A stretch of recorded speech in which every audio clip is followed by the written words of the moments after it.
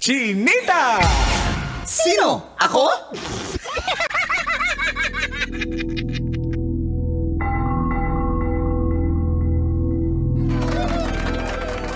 Magandang araw, Luzon, Visayas at Mindanao. Magandang araw! Aray ko, sakit sa tinga.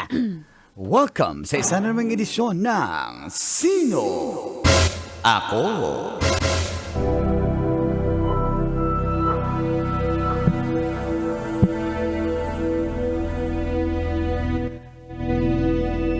Idineklarang persona non grata at naharap sa reklamo. Reklamong harassment at inappropriate behavior ang isang panyaga na vlogger. Bakit? Dahil sa kanyang mga content na ginagawa online. Ito'y nangyari sa Dumaguete. Naglabas na ng resolusyon ang nasabing lungsod para arestuhin ang foreigner na si Sim Rusipo, isang Estonian vlogger. Ang ginagawa niya kasi, nag-viral ang kanyang content kung saan tinawag niyang mukhang unggoy ang mga nakakasalubong niyang mga Pilipino. Tinawag niyang? Unggoy.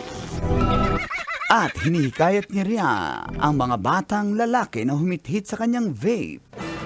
At may mga tanong din siya sa mga minor de edad na babae na mga medyo bastos na tanong. Like what? Ang Estonian vlogger ay sinasabing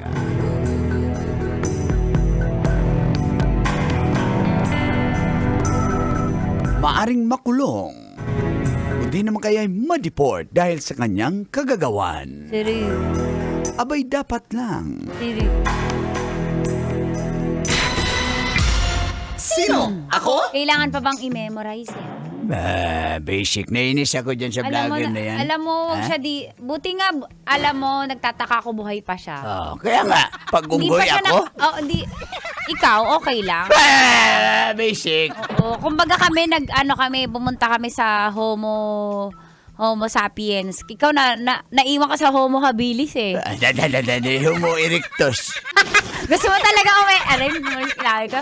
Homo erectus. Gusto mo erect-erect. Hindi ka nag-e-erect.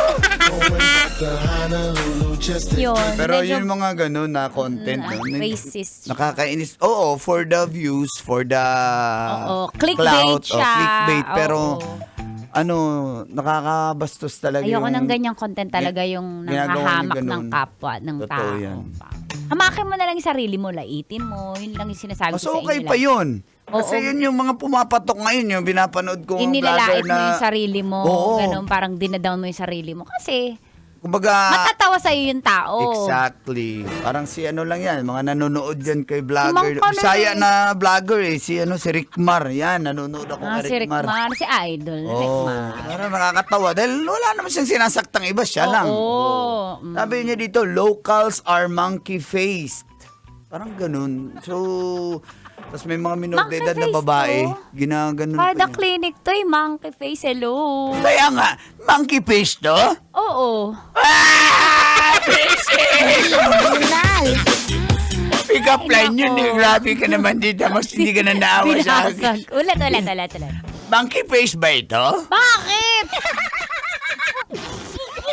Kailangan ba bang i-memorize? Basic! Pero wag ganyan. Wag ganyan mga contents. Kasi, naalala ko, Col, medyo nung last year, lagi akong mahilig mag-experiment ng contents ko. Alam, pagpapatok. Ayoko kasi lagi na lang yun. Aha.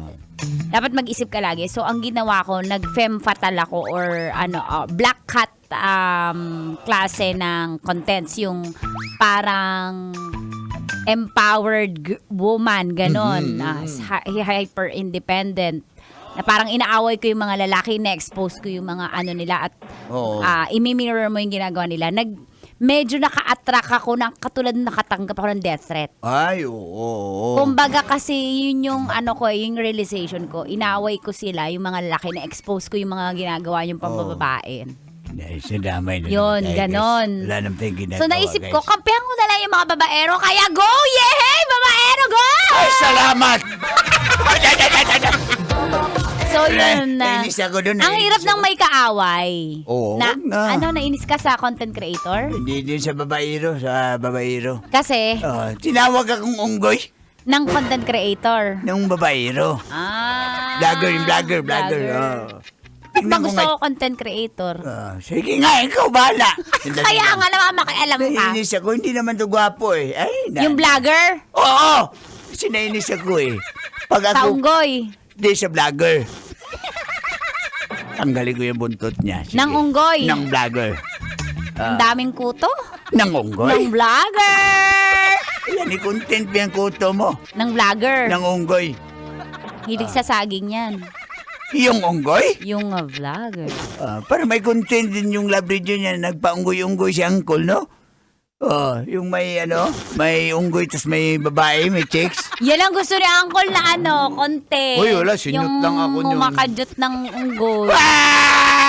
Kailangan ba memorize yan? Basic, mga kabisyong galas 9 po tayo. Sa 90% Love Radio. Kailangan pa bang i-memorize yan? Basic! Metro's #1